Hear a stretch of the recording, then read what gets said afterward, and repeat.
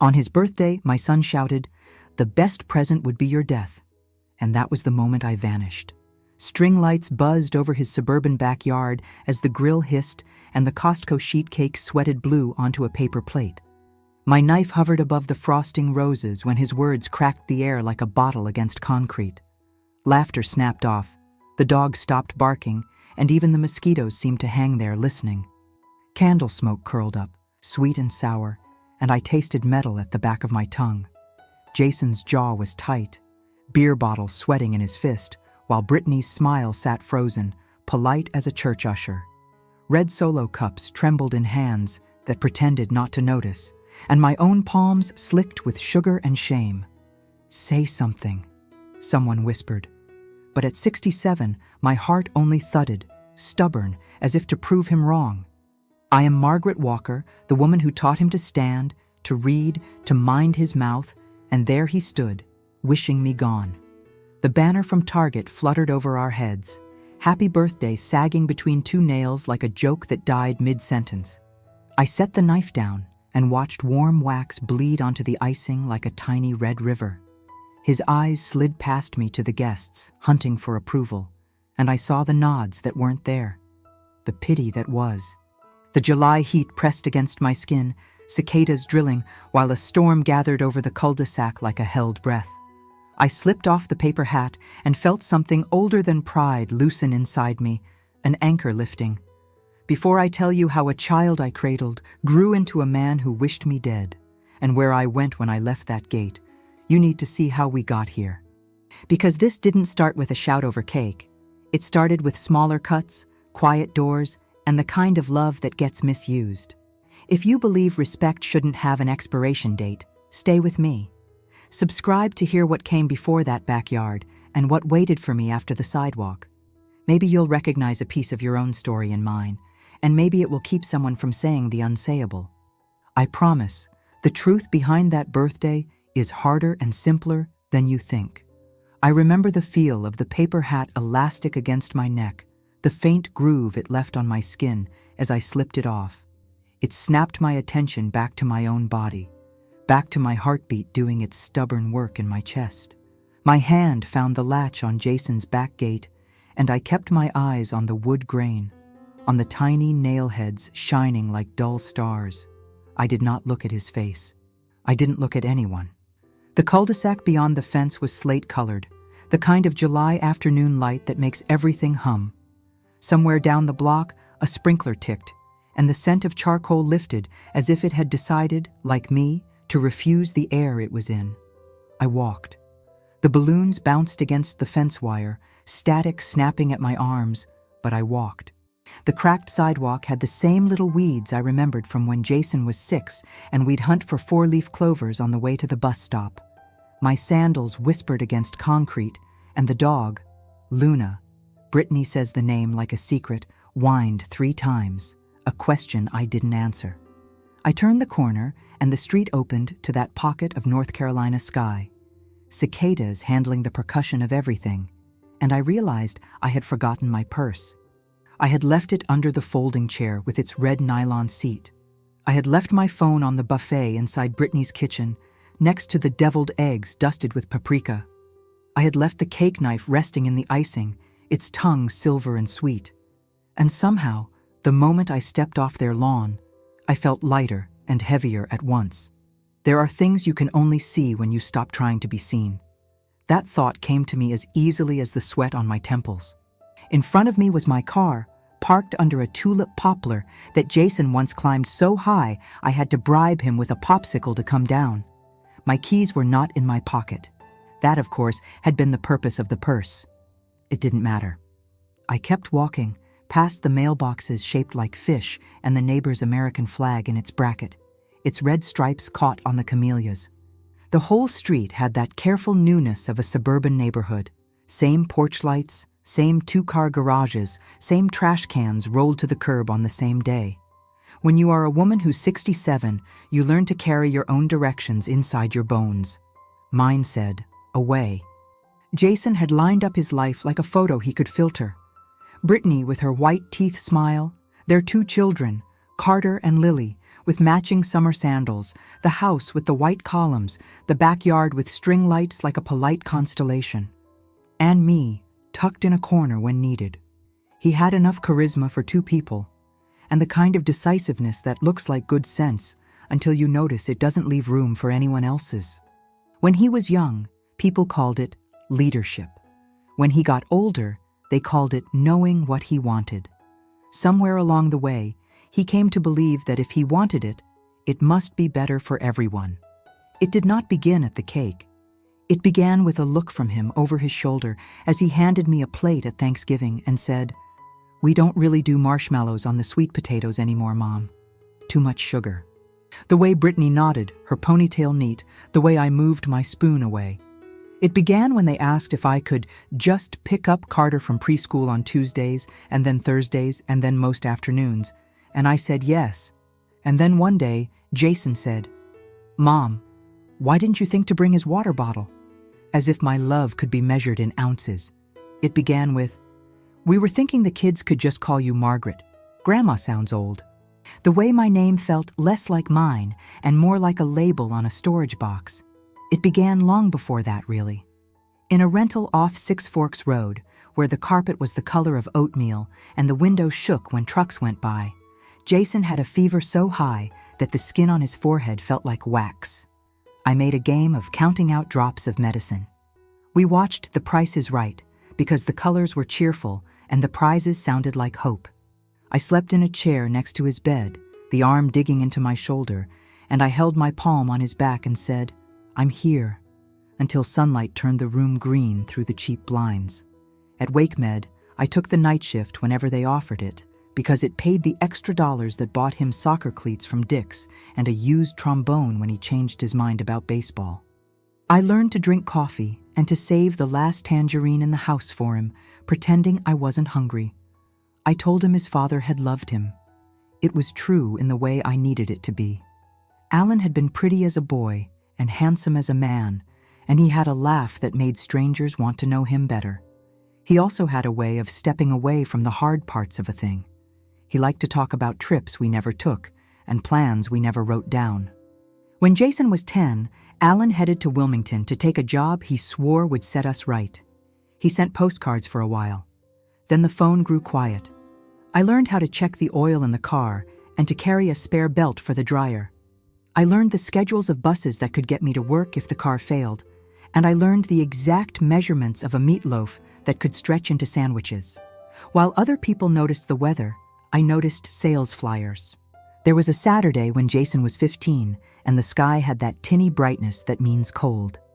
I sat at the kitchen table with a stack of envelopes and a calculator. I had a chipped mug of instant coffee, the kind that tastes like a memory you can't quite place. Jason came in and asked if he could go to the movies. I wanted to say yes so fast that it would be a magic trick. I looked down at a bill from the pediatrician and the one from Duke Energy, and I told him we would have to wait until next weekend. He lifted his shoulders, open-palmed, then said, "It's fine."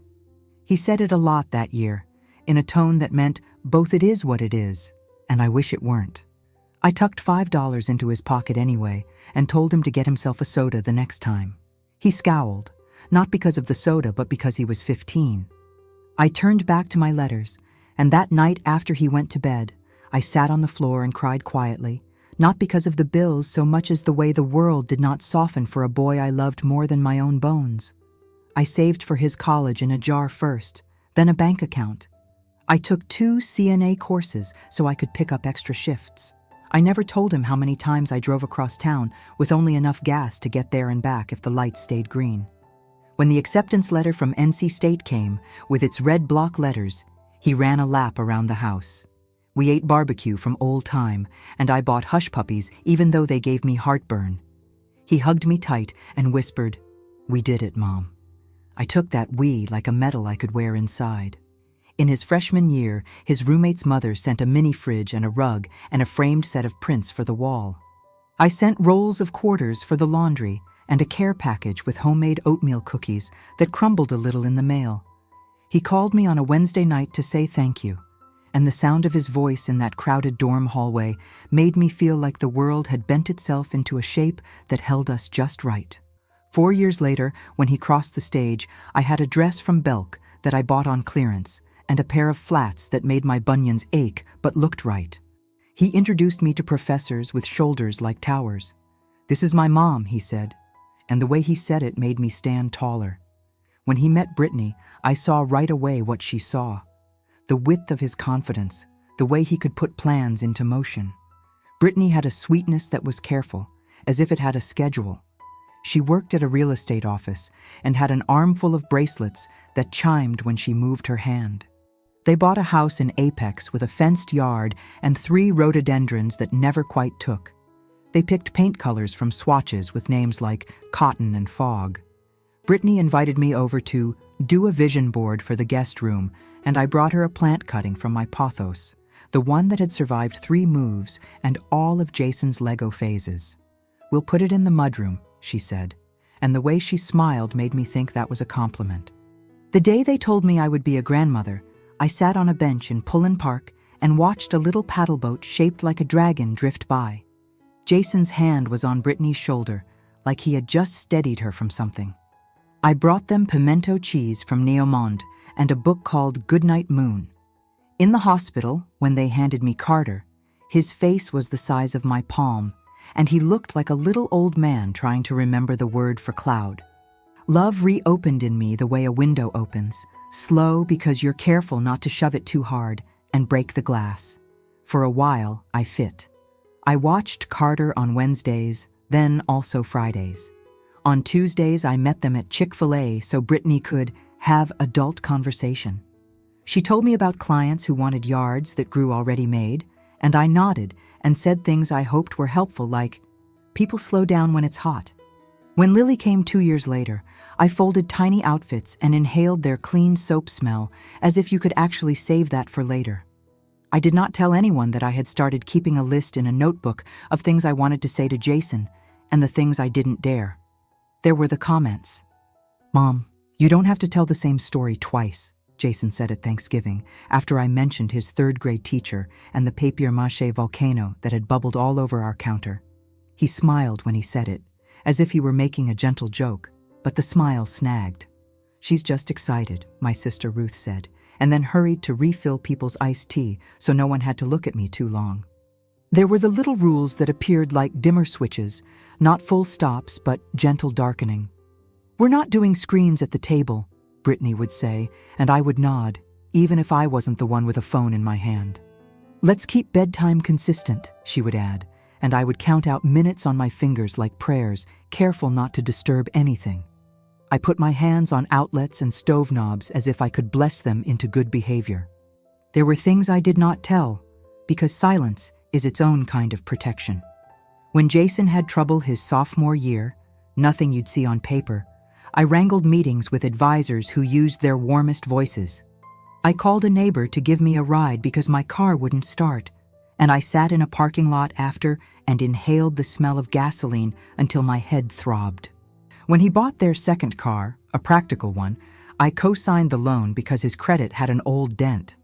When he wanted to switch jobs, I watched the kids more often so Brittany could go to open houses, and I made dinner so their evenings could feel manageable. I put in my time at their house like I was clocking in at a job, though no one wrote down my hours on a spreadsheet. I told myself that this is love as an older person. You become the scaffolding people don't notice is holding them up. The first time Jason raised his voice in a way that pulled heat into my cheeks, we were in his kitchen, and Lily had spilled a cup of blueberries. They scattered like beads across the floor, and I reached for a paper towel. "Mom," he said, sharper than the edge of a cabinet, "we have it." He gestured to Brittany, who bent down in her athletic leggings and scooped the fruit with elegance. "You don't have to hover," he added, and I stood there with the paper towel in my hand like I had come on stage at the wrong cue. Later that night, when I went to bed in the little room they called the casita, which was their word for the converted garage with a bathroom and a mini-fridge, I laid on my side and watched the red digits of a microwave clock breathe numbers into the dark. The word hover hung in the room with me. I had hovered my whole life around his needs, like a little planet willing to shift tides, and now it was an embarrassment. Sometimes Brittany would call me on a Tuesday and say, "Hey, could you?" 4 words that could mean a morning carpool, or a pre-sale at the school book fair, or waiting for a plumber. It added up. When the house needed new gutters, I wrote a check toward them because Jason reminded me I had gotten a good rate on my mortgage when I sold my house on Mayview and moved into the casita. It made sense. He made charts to show how sensible it was. It's better for everyone if we consolidate, he explained, as if money were furniture. He talked about aging in place and fall risk, and if I flinched at the words, I told myself language gets ahead of feeling sometimes. There was also the paperwork. It began with a manila envelope on the casita counter, my name written in Jason's easy block print. Inside were forms for a power of attorney, ready for my signature. It's just in case, he said, so we can help if you're ever in a jam. He used that word, jam, as if we were making something sweet together. The pages had spaces for initials and a line at the end where a notary would stamp an official blue seal. Plenty of people do this, Brittany added, stirring something on the stove. I didn't sign them. I pushed the envelope to the back of the drawer with the twist ties and little packets of soy sauce and told myself I would think. I slept badly for a week, my dreams crowded with stapled papers and pens that didn't work. There were also the jabs dressed as concern. Do you really think you should still be driving at night? Jason asked after I clipped a trash can with my side mirror. Maybe let us hang on to your keys for a while. We use let when what we mean is have to, and I heard it in his voice like a code. You lost Carter in Target, Brittany said once, and I said, he was behind a rack of jeans and I found him immediately. She nodded and used a tone I have heard reserved for nurses who overstep. Just don't let it happen again. It didn't happen the first time, I said lightly, my mouth choosing gentleness even as my stomach tightened. That night, I counted my money twice and hid it in the freezer, inside the bag of frozen peas. I have lived long enough to know you keep something for yourself, even if it's only a stamp and $5. If you ask me now what the true start of the end was, I would say it was when Brittany told Lily she didn't have to hug me if she didn't want to. I believe in consent. I believe in respecting a child's boundaries. But the way Brittany said it had an edge, as if she were cutting a square out of a quilt. Lily blinked between us and tucked her chin into her shoulder, not sure whether love had turned into a rule. I stood with my arms open for a second that stretched, then let them fall. Later, I saw Brittany's text preview on Jason's phone as it lit up on the counter. She gets too attached. It's not healthy. We need space. The words darted back out of sight, and I pretended I hadn't seen them. Of course I'm attached, I wanted to say. Attachment is why we have arteries. The day of Jason's birthday, I made his favorite potato salad, the one with dill relish and a little celery salt. I picked up a sheet cake that said, "Happy birthday, Jay," because Brittany told me only Jay looked good on bakery frosting. The house smelled like sunscreen and grill rub. People I'd known since Jason was small stood around with plates, talking about traffic on I-540 and whether the Panthers had a shot next season. I wore a blouse I thought looked cheerful, and earrings, Ruth said, made me look 10 years younger. Brittany kissed my cheek without touching it and asked if I could keep an eye on Lily near the kiddie pool. I watched my granddaughter hold a plastic teacup up to the sky to catch raindrops that hadn't started yet, and I thought, none of us know when the rain will arrive. You know what he said? You can hear the timbre of it even now, the way you can recognize your own steps on a hallway floor. How did we come to that moment? We came like this, one small dismissal piled on another, paper thin until they became a stack you could not argue with. We came with my hands full and my mouth careful, with his certainty hardening into a wall I kept trying to decorate instead of climb. We came with love, too, stubborn as Queen Anne's lace in a ditch. Love has many shapes. It can be so humble it disappears. After I passed through the gate, I kept walking until the sidewalk ended and the grass began. And then I turned toward the main road where the buses ran. The asphalt shimmered. In the pocket of my slacks, my fingers found the cool shape of a quarter and a folded shopping list. Milk, paper towels, something red to bring to the potluck. I laughed, a little sound that startled me. I have been the woman who knows when the milk runs low and what needs washing. In that moment, I felt like someone had loosened a rope around my ribs. I walked to the Harris Teeter at the corner because I knew there would be air conditioning and fluorescent light and a bench near the lottery tickets where a person could collect herself without anyone asking questions. I stood in the automatic door's trick of wind and looked at the pyramid of watermelons, the way their green skins looked like continents. Beyond the checkout lanes, the service desk had a sign that said, in neat, efficient font, money orders, bus passes, Western Union. The word bus glowed. I had enough cash in my pocket to get downtown, to the depot where the greyhounds idled like patient cattle, heat rising off their sides. I reached into my slacks and pulled out that quarter, rubbed it between my fingers until the ridges felt like a decision. Then I went to the cafe section and bought a small coffee and took a sugar packet and folded it and unfolded it with my thumbs.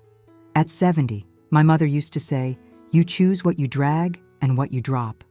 She taught me that with a laundry basket between us and a stack of folded towels. We'd sit at her apartment's dining table with the leaves taken out because no one came for big meals anymore, and we'd talk about tomatoes and the price of stamps and which songs stick, even when you don't want them to. She'd hum, "Good night, Irene," in a voice like the hum of a refrigerator, and I'd say, "Ma, that's not cheerful." And she'd say, "Cheer isn't always the point."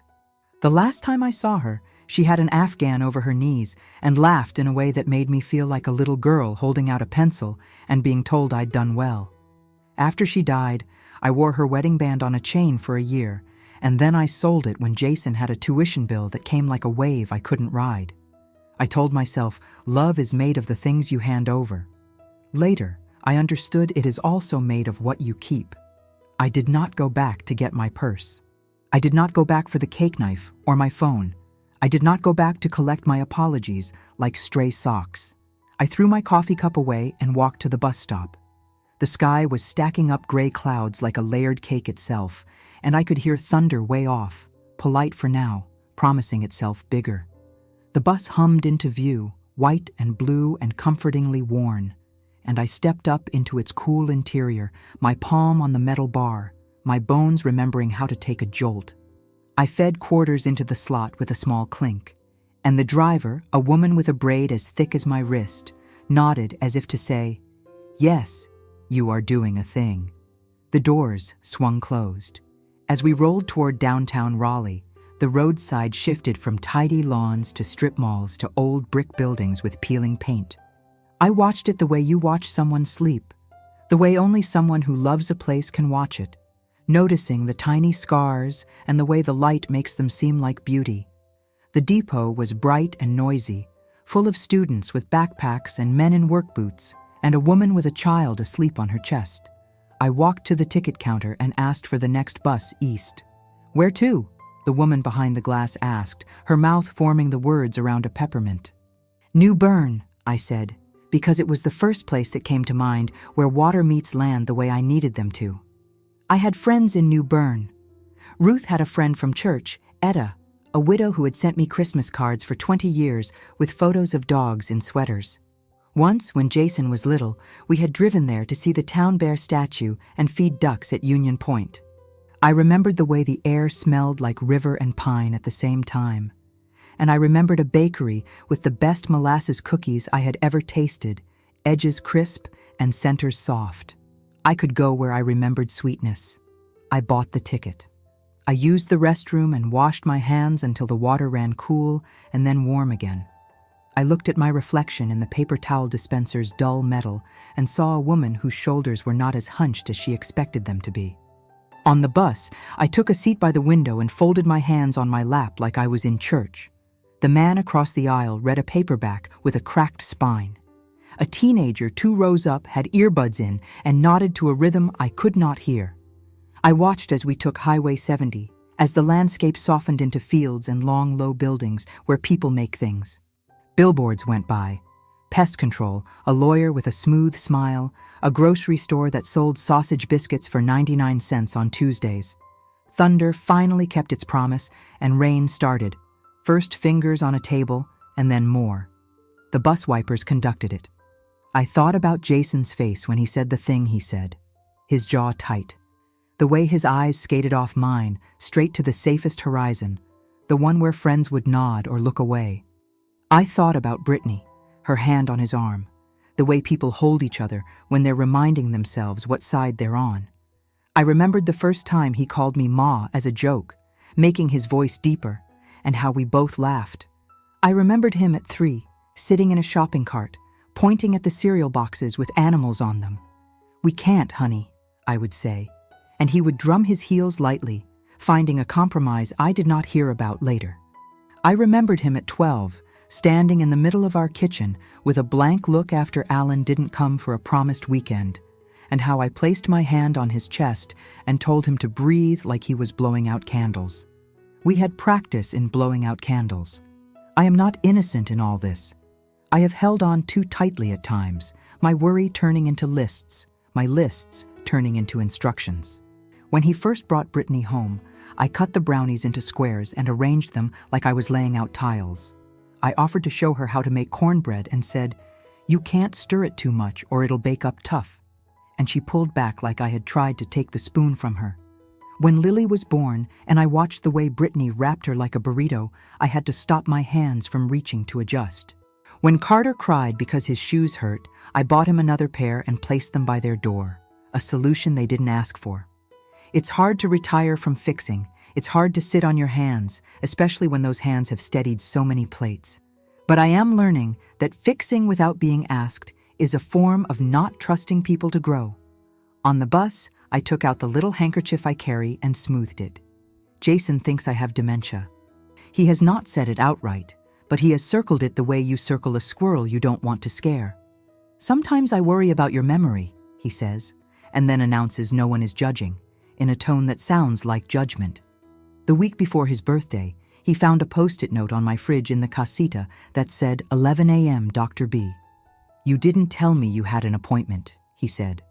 "I wrote it down," I answered, which apparently was not the same as telling him. The appointment was for my mammogram. I did not feel obligated to discuss the details of my body with my son. "We just want to help," Brittany said, and "we" hovered in the air like a policy. They had left a document on my pillow, printed from the internet, a checklist of early signs of cognitive decline. "It wouldn't hurt to be proactive," Jason said.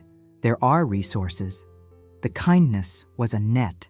It took me a few days to realize that if I stepped wrong in it, I would be tangled. I thought, too, about the last time Alan called.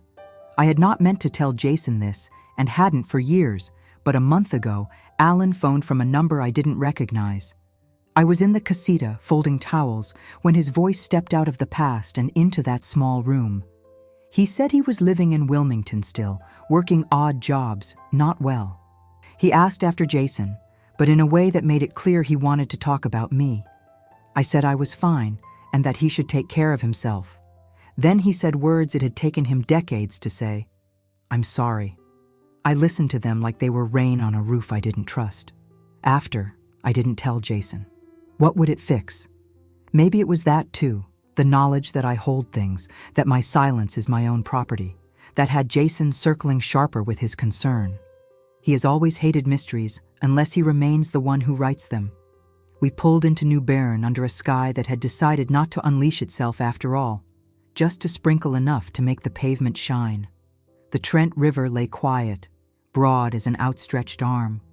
The bus station smelled like coffee and damp newspaper.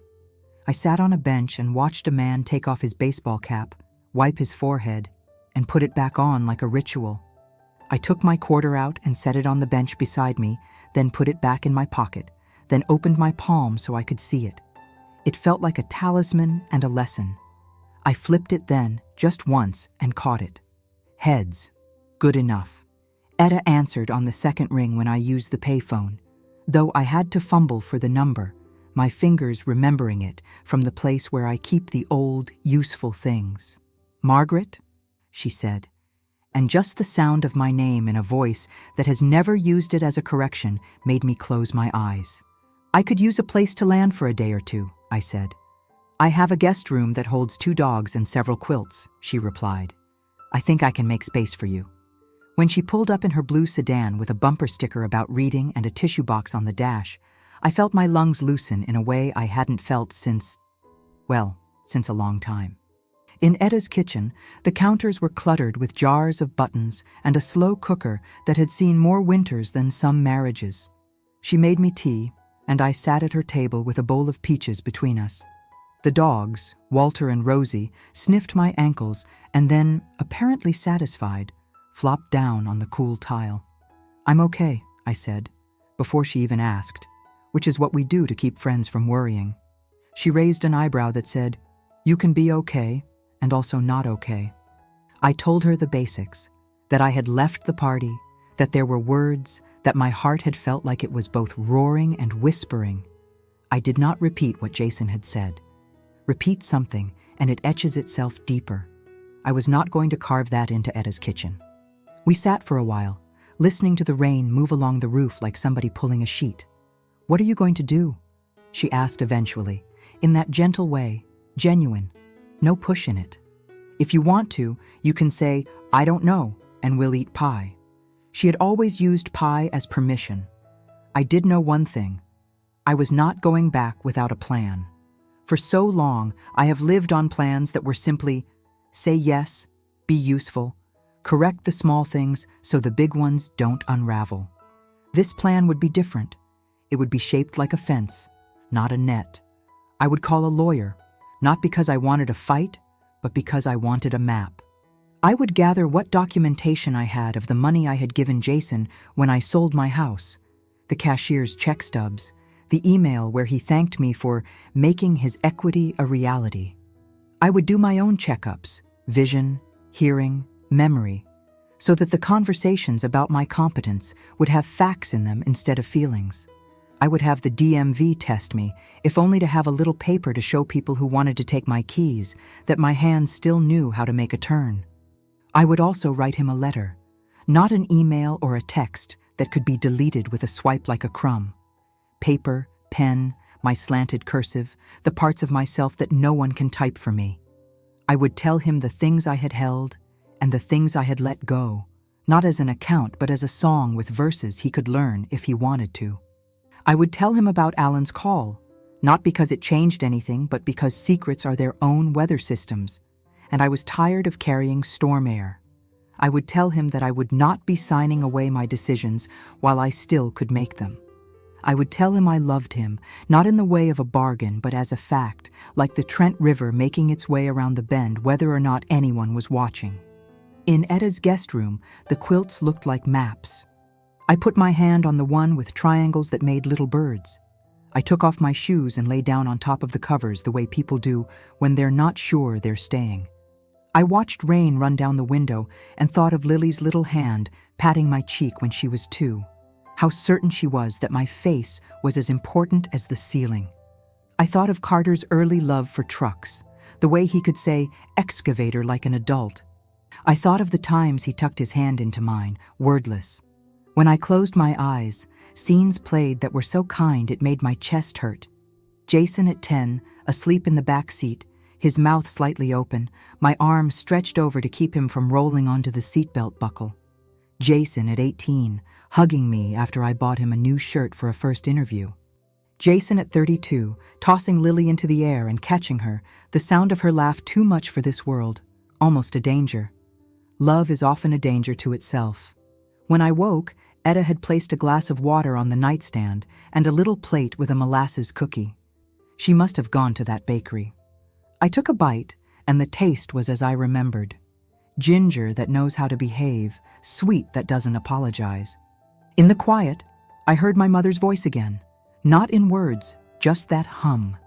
I would stay the night. Then in the morning I would call Ruth and tell her where I was, and then I would start making those other calls. I would not hide. Right now, I was gone. That was enough. The truth behind that birthday is this.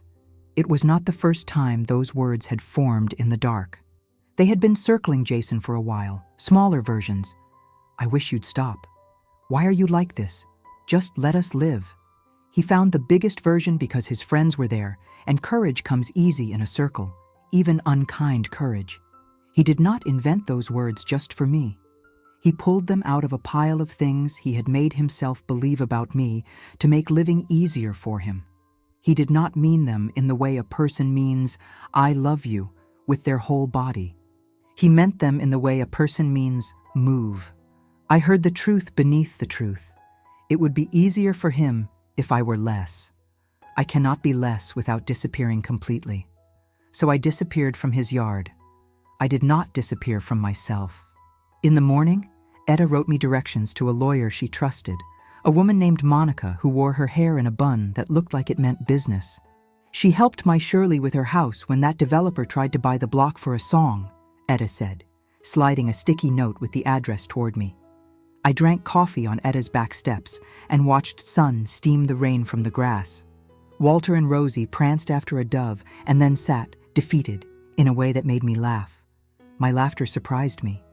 It felt like a thing that had been buried under stacks of sensible items and had just found its way to the top of the drawer again. I called Ruth. She didn't ask why I had gone. She asked if I was safe and if I wanted her to drive down with a bag of the Lipton she knows I like. She did ask if I was ready for what would come next. People don't like it when the person who has always said yes starts saying, "Let me think," she said, her voice steady and kind. They twist it into a story where you have become unreasonable. "I won't twist with them," I said, and she said, "Good. That's the trick." I do not know how Jason will respond to my letter. He may crumple it. He may call and shout, or he may call and cry. He may not call. Brittany may step between us and think she is protecting her husband. There may be more papers slid under my door in the casita, this time with red lines and dates.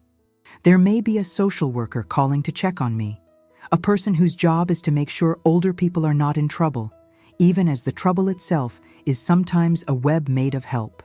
I am not naive to what might arrive, but I will not sign my name to a story where my worth is measured by how quietly I can hand over the parts of my life that still belong to me. There will be also moments of grace. Perhaps a Saturday when I meet Carter and Lily at Pullen Park, just us, and we share a snow cone, and I listen to their stories about tadpoles and spelling tests. Perhaps Brittany and I will find a way to stand in a kitchen together and not bump elbows. Perhaps Jason will call me Mom with the round warmth again. Or perhaps we will not find those things. It is possible to make peace with the idea that love can look like a path with long stretches, where you cannot see the other person's face, only their shadow moving in the same direction on the far side of some barrier you can't name yet. At Etta's, after I hung up with Ruth, we sat with our calendars. "Monica can see you at 2, Etta said, tapping her pen. "Then we can stop at the bakery because I believe in rewards." I nodded. I took out my own spiral notebook, the one with a blue cover and a crease in the middle, and I wrote, "What I will do." Underneath I wrote, "Lawyer, doctor, DMV, letter." I left space under each to write what happens. I drew a little box by the side of each so I can mark it complete. I am my own clerk, my own cheerleader. I am too old to wait for someone to acknowledge the work it takes just to be a person with a list. At 2, Monica looked at me from behind sensible glasses and said, "Tell me what you want. Not what you're mad about, not what you fear, but what you want." It startled me to realize I had not said that aloud in a long time. I want to live where my door locks from the inside and not the outside. I want to pick up my grandchildren from school sometimes and take them for chicken nuggets and talk about their day. I want to keep my car until it is unsafe, and then I want to decide, with input from people I choose, when it is time to stop. I want to go to the mountains in the fall, when the leaves are a red that looks like stories your grandmother tells over pie. I want to be in charge of my body and my money and my remembers. I said all this, and Monica nodded and made notes, not the way people pretend to write, but the way you can tell their pen is connected to something. We talked about revocations and new documents, about banks and safes, about what to do when the people you love want to help in ways that feel like putting you in a pretty box. When I left her office, the late afternoon had softened. New Bern's downtown looked like a place painted in watercolors. Etta and I walked along the river, and she told me how, after her husband died, she thought the evenings would swallow her. And then she found a group of women who walked after supper and talked about nothing and everything at the same time, and the evenings released her. The water moved, as water does. And for a minute, I felt like the river itself had put a hand on my back, steadying me. I don't know yet where all of this lands. I do know that when I left Jason's backyard, the part of me that had been waiting for permission coughed once and stood up. On the bus, I met the eye of a child who had been fussy and gave him the kind of smile that infants recognize, and he calmed. At Etta's, I slept with both arms above my head like a child who feels safe. In the morning, I made eggs and toast and used butter without measuring it.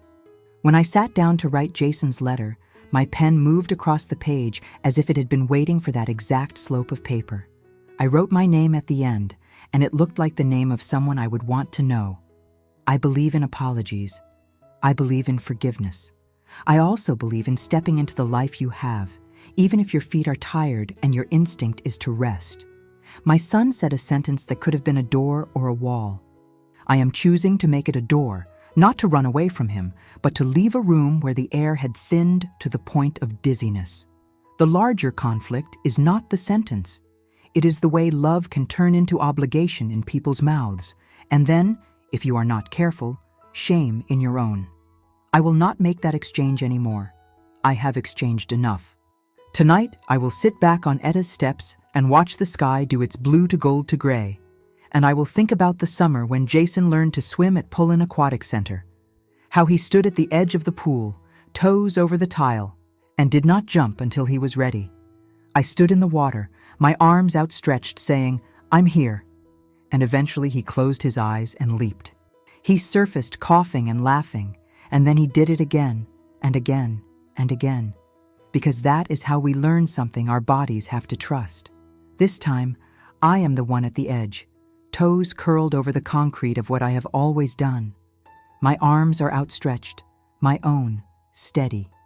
When I leap, it will be a gentle plunk, not a splash that scares anyone, but it will be enough to move the water. It will be enough to show myself that I am still here. Eu não dormi muito naquela primeira noite em New Bern. O cheiro de madeira úmida e hortelã fresca que Etta cultivava no vaso na janela parecia mais um convite à vigília do que ao descanso. A cada vez que a casa encolhia no silêncio, me via outra vez na beira da calçada de Jason, com as palmas das mãos vermelhas de vergonha e açúcar ainda colado nos dedos. Cada luz acesa no corredor de Etta me lembrava de cada vez que aceitei calada, de cada gesto pequeno e cruel. É melhor se você não vier hoje, estamos cheios, numa festa de escola. Não precisa trazer nada, a gente já comprou pronto. A vez que Brittany reorganizou a cozinha e deixou minha travessa de vidro, aquela do nosso primeiro Natal depois da morte de Allen, na caixa ao lado do lixo com um "não cabe mais". Foram essas migalhas de falta de pertencimento que me alimentaram durante anos e doíam agora como pão duro, difíceis de engolir, impossíveis de digerir. Não foi um comentário, nem mesmo o grito de Jason rasgando o aniversário que me desalojou de vez. Foi o acúmulo, o cansaço de aguentar pequenas mortes cotidianas, a de ver meu nome se tornar um emprego, um incômodo, nunca mais um chamado de quem precisa de mim por escolha. Quando a chuva fina tamborilou nos vidros às 4 da manhã, levantei da cama de Etta como tantas madrugadas nas quais dei mamadeira ou fiz compressa de febre. A diferença é que, agora, não era para ninguém.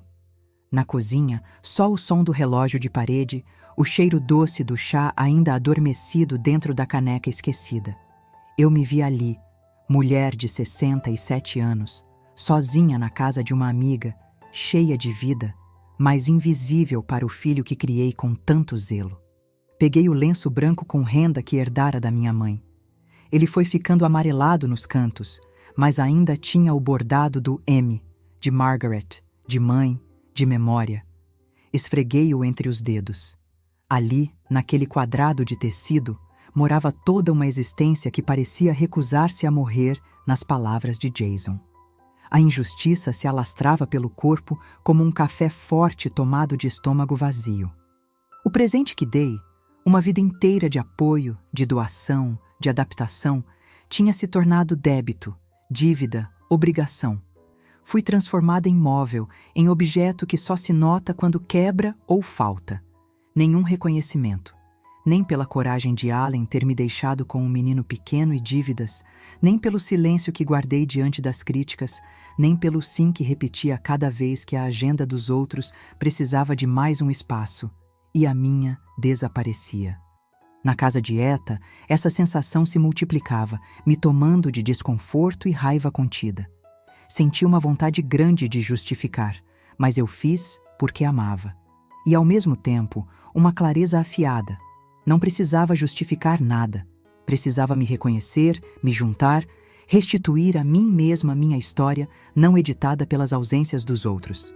Passei o dedo devagar pelo lenço, como quem lê o braille do próprio passado, e ali decidi. Não seria apagada por gritos, nem omitida pelos silêncios que se seguiram nas horas após aquele aniversário. Cansei de abrir concessões que só diminuíam o espaço que um dia ocupei com orgulho. Bastava. Esse basta não nasceu como tempestade, e sim como crepúsculo, progressivo, suave, mas impossível de reverter uma vez iniciado. A decisão de não voltar sem um plano concreto, de refazer minha vida, mesmo que minimalista, a partir daquele objeto, o lenço de minha mãe, tornou-se símbolo da minha reexistência. Aquilo que as mulheres da minha família sempre guardaram dobrado no bolso. O refúgio, a resistência, a alternativa. E naquele fim de madrugada, comecei a desenhar mentalmente o meu próprio plano de ação. Não mais apenas existir como apoio, mas expor, com dignidade, as feridas abertas pelas injustiças e criar limites, visíveis, firmes, impossíveis de passar batido nas agendas e nos mapas familiares. Procurei um papel e uma caneta sobre a bancada, na luz levemente azulada da manhã nascente. As palavras ficaram guardadas por tantos anos na garganta. Comecei a escrever a carta que, sabia bem, não era só para Jason. Era uma linha traçada no chão. A mensagem que diria a todos, inclusive a mim, que minha história merecia ser escutada como verdade, não apenas como ruído ou obrigação. Jason, no seu aniversário, você pediu que eu fosse embora. E eu fui. Mas não fui só daquele quintal. Fui do papel onde vocês me escreveram sem perguntar se eu queria atuar assim. As palavras doeram sim, mas foi a soma dos dias em que fui diminuída, ignorada, substituída pela conveniência, que me transformou em alguém de fora, mesmo dentro da família. Assim, a cada linha, fui recuperando sem medo episódios do passado. A doçura dos natais quando só tínhamos pão de milho e geleia caseira. O frio que passamos quando Allen se foi. As noites que repeti mantras de combate à febre. A alegria que disfarcei para que você, menino, não sentisse a dureza das minhas mãos cansadas. Desenhei, letra por letra, a fortaleza silenciosa que fui construindo até perceber que para vocês ela era apenas paisagem. Dentro daquela carta, escrevi sobre o dinheiro da venda da minha casa, sobre os favores transformados em obrigação, os pedidos que, com o tempo, haviam virado ordens. Eu não me recusaria a ajudar, deixei claro. Mas ajudar não é servir como alguém sem rosto, sem desejo, sem exaustão. Reconheci meus erros, admiti minha ansiedade silenciosa, meu medo permanente de ser substituída por uma avó de Instagram, inofensiva, decorativa, muda. Fechei a carta com a assinatura completa, Margaret Ann Walker, e acrescentei o lenço dentro do envelope. O lenço seria meu símbolo, de mãe, de filha, de mulher que tem onde chorar e onde limpar o rosto para recomeçar. Ele seria minha declaração de que, desta vez, não era só uma saída silenciosa para escapar de conflito. Era também o modo mais explícito de gritar quem sou, sem que meus gestos fossem editados por terceiros. Com o envelope na mão e o sol filtrando raios tímidos pela cortina da cozinha de Eta, me permiti imaginar, pela primeira vez em décadas, uma reconfiguração da minha vida. Respirei fundo, como se pudesse reaver cada milímetro de espaço que os espaços da família me tiraram de forma gradual. O plano incluiu mais. Fui ao banco e pedi cópias dos comprovantes da ajuda financeira. Marquei consultas médicas para atualizar os exames, garantir que minha competência ficasse registrada e pedi um exame de direção junto ao DMV, mesmo sentindo o coração apertado ao segurar o volante. Era uma forma de documentar. Aqui está, em papel e carimbo, minha autonomia. Mônica, a advogada indicada por ETA, ouviu sem pressa e sugeriu uma revisão de cada procuração, de cada documento na qual a minha assinatura poderia, sem cuidado, me transformar de protagonista a figurante da minha própria idade. Ao fim da consulta, saí com outro papel, meu nome registrado como dona da minha vontade. Nenhuma ordem, apenas recomendações. Margaret, não tenha pressa para envolver o resto da família nesse processo. Você só deve ir quando sentir que não está mais carregando sozinha, Mônica aconselhou. Engoli as lágrimas, porque naquele instante me vi adulta aos olhos de alguém que não tinha razão para duvidar de mim. Ali estava a justiça recomeçando a andar nas estradas do mundo. O clímax, o instante onde tudo ficou claro, inquestionável, chegou naquele fim de tarde, no banco de madeira da praça em frente à igreja episcopal de New Bern. O envelope com a carta repousava no meu colo, pesado e leve. Olhei para o céu, cujas nuvens partiam devagar, como eu. O vento cheirava a torta de maçã recém-saída do forno da padaria, e no ar, uma sensação de que era chegada a minha hora de confrontar todas as pequenas mortes com uma vida nova. Peguei o celular emprestado de ETA, não o meu, que deixara para trás de propósito, e disquei o número de Jason, mãos trêmulas, mas firmes. A voz dele estava cheia de pausas, e pela primeira vez um tanto hesitante. Esperei que dissesse qualquer coisa, mas fui eu quem quebrei o silêncio, como se tirasse os móveis velhos da sala para uma faxina. Jason, estou bem. Não vou voltar para casa hoje. Precisei sair porque já não cabia mais no espaço que vocês me deixaram. Não deixo de amar você, mas não aceito mais viver de favor, de migalha. Receba esse envelope. Nele está minha história, minhas razões, a prova das minhas escolhas. Não peça para eu explicar além do que está ali. Leia. Depois, se quiser conversar, escolha silêncio, escolha escuta. Senão, estarei seguindo, com dignidade. Eu estou existindo inteira. Cuide das crianças. Meu amor não depende do seu convite para festas. Adeus, por hoje. Desliguei sem esperar resposta. Senti o vento mudar, mais quente, mais limpo, como se os deuses do sul tivessem autorizado minha travessia. Caminhei pela calçada entre os carvalhos, lenço agora amarrado ao pulso como promessa de não desaparecer nunca mais dentro de mim. No fim da tarde, sentei para jantar com ETA, que serviu frango ao molho de ervas e arroz com feijão verde. Você tem endereço? Ela perguntou com um tipo de leveza que só quem já passou por muitos bastas saberia carregar. Eu sorri, mastigando devagar. Agora sim. E-mail, telefone, CEP.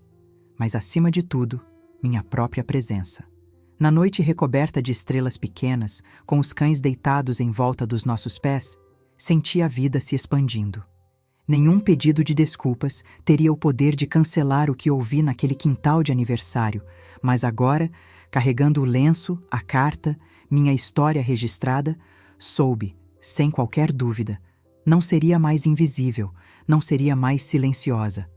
O bastante veio, enfim, como resolução. Não voltaria para menos do que valho, nem com palavras, nem com gestos, nem com silêncios. Aquilo que construí era meu, por inteiro. E se fosse preciso, recomeçaria na beira de outro quintal, com outro bolo, outro papel, outro aniversário. Dessa vez, minha presença seria presente. O objeto símbolo, o lenço, ficou dobrado na mesa de cabeceira, como um marcador de página na minha nova história. Cada dobra, um capítulo encerrado, cada linha de renda testemunha de que a coragem, às vezes, se manifesta assim, repousando leve sobre o pulso de quem aprendeu, tarde mas a tempo, o que significa realmente existir. Na manhã seguinte, abri os olhos antes mesmo da luz revelar as paredes amarelas do quarto de hóspedes de ETA. O silêncio ali era tão completo, tão acolhedor, que por um instante me fez duvidar se tudo havia mesmo acontecido, se o grito de Jason tinha realmente rachado minha existência, se eu realmente havia atravessado metade da Carolina do Norte movida pelo impulso de ser finalmente vista. Mas bastava mexer a mão e sentir a textura macia do lenço da minha mãe na mesa de cabeceira para recordar. A dor era real, mas a liberdade, cada vez mais palpável, também era. Levantei devagar, ouvindo o ranger do assoalho antigo, aquele som delicado que só casas com alma produzem. Os cachorros de Eta, Walter e Rosie vieram me cheirar os tornozelos, curiosos.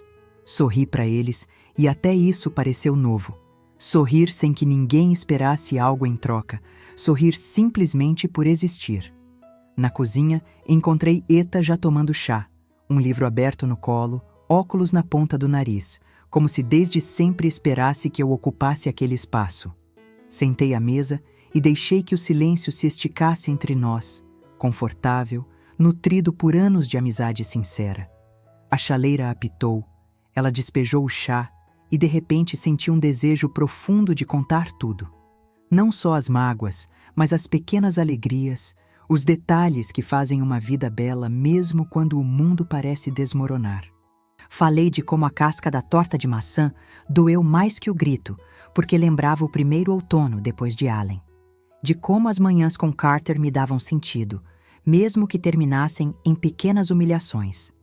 Ouvindo-me, Eta segurou minha mão, não para consolar, mas para testemunhar. Só isso já me bastava, depois de tantos anos sendo um fantasma útil nas rotinas alheias. Passei a manhã revendo papéis e esperando, sem expectativa verdadeira, qualquer resposta de Jason. Não houve ligação, mensagem, nada. Mais tarde, terminei minha xícara de chá e, sem pressa, caminhei até a praça central de New Bern, levando o lenço dobrado firme no bolso do casaco.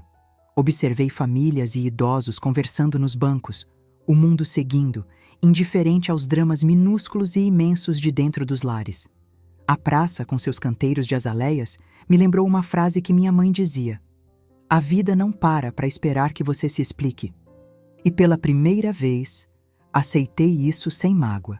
Em um banco ensolarado, tirei o lenço e passei os dedos sobre o bordado, sentindo as letras da minha história. Fechei os olhos e pedi, mais a mim do que ao universo, que aquele dia não fosse só o início de um afastamento, mas o nascimento de algo mais íntegro, um reencontro comigo e, quem sabe, com Jason.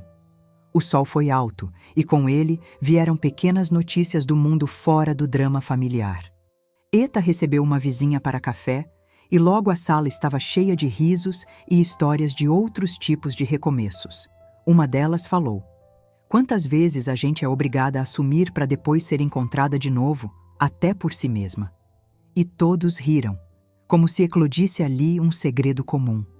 Olhei para a janela e percebi o quanto a vida se oferece, persistente, quando decidimos deixar para trás o que nos encolhe. À tarde, resolvi me aventurar sozinha pelas ruas tranquilas da cidade. Entrei em uma livraria de esquina.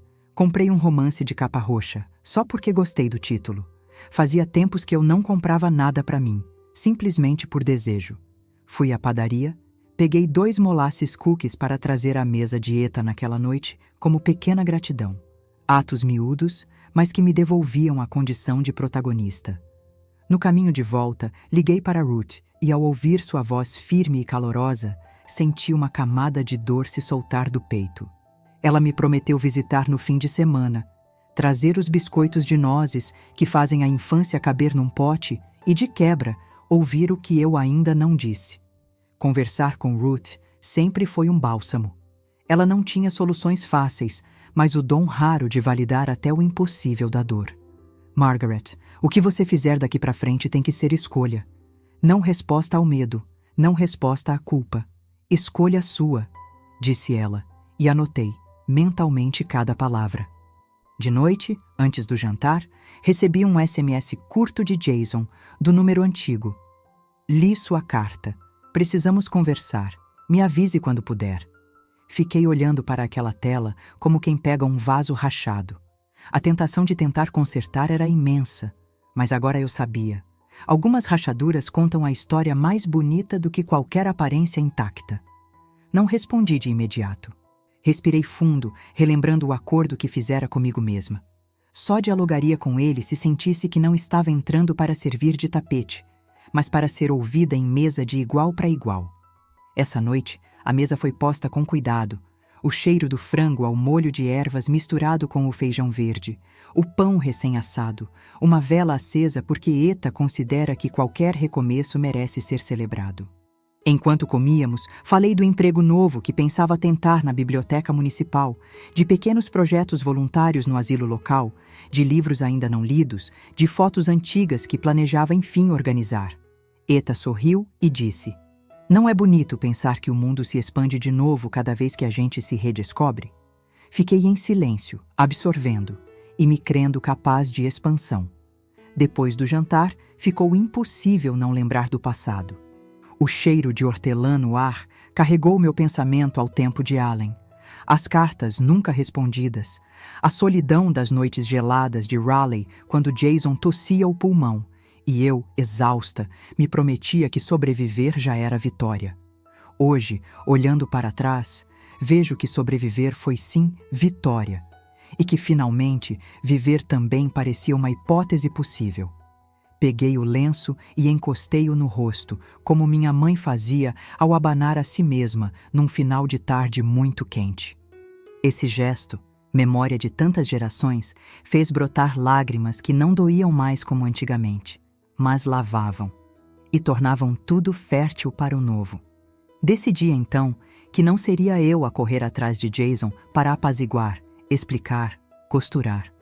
Agora, ele também teria que atravessar a ponte que desfez entre nós, se quisesse. Eu tinha dado o primeiro passo e só cabia a ele decidir caminhar. Não havia mais espaço para a vergonha e para o medo do abandono. Um amor que exige invisibilidade não é amor, é controle.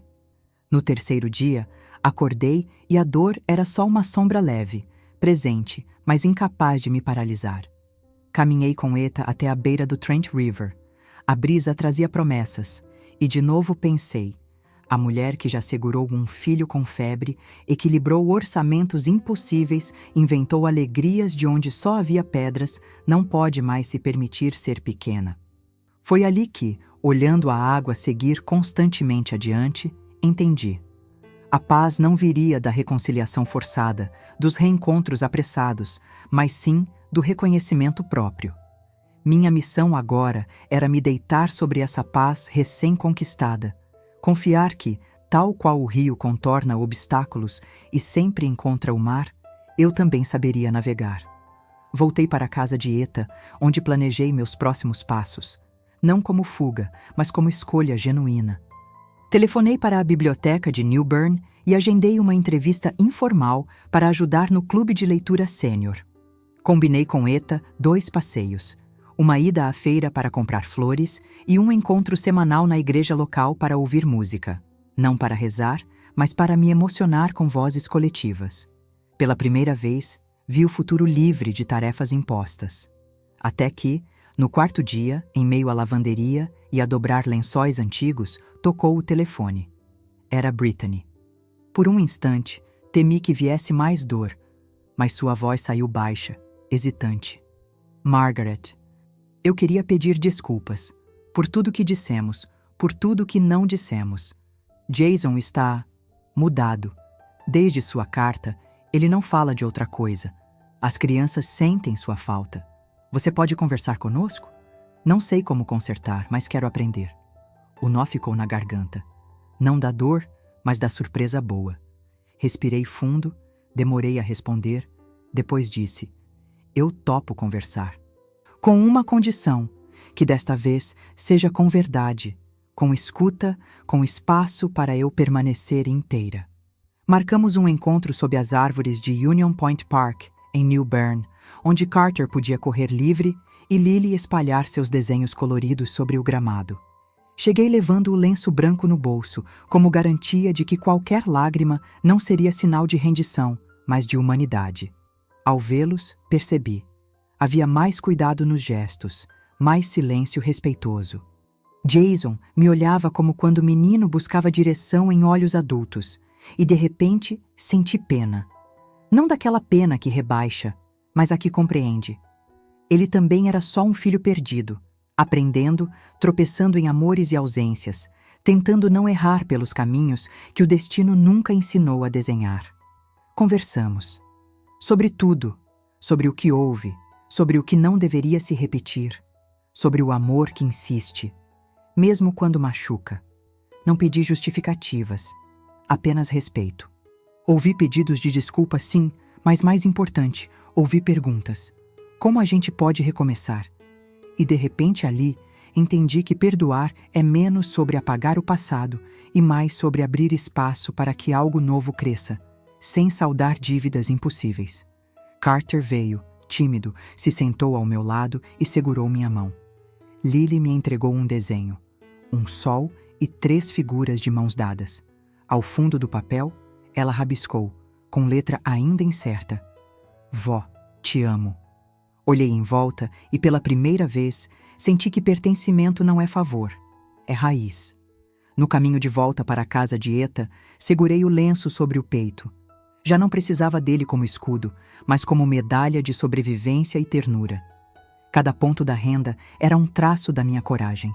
Já não tinha medo de desaparecer, porque agora sabia. Existo entre as linhas da minha história, entre as dobras de cada gesto de amor que escolhi, livre, praticar. Deitei aquela noite sentindo que a paz não é ausência de conflito, mas presença de verdade. Hoje sou Margaret Walker, filha, mãe, avó, amiga, dona do meu destino e, acima de tudo, alguém que descobriu que nunca é tarde para ocupar a própria vida. Se você chegou até aqui, saiba, por mais que tentem te limitar ao papel menor, teu valor não cabe em aniversários de fachada. Que o seu lenço, qualquer que seja guardado como promessa. Você pode dizer basta, pode se reinventar, pode exigir escuta e respeito. Quer ouvir mais histórias como a minha? Comente abaixo, compartilhe seu desabafo, dê um like, inscreva-se no canal para ser, junto comigo, guardião de histórias reais e corajosas de renascimento. Somos muitos, e cada dobra de nossa existência tem a beleza dos lencinhos que atravessam gerações. Porque nosso maior presente não é ser lembrada, é nunca mais ser invisível. Coragem é existir por inteiro, custe o que custar.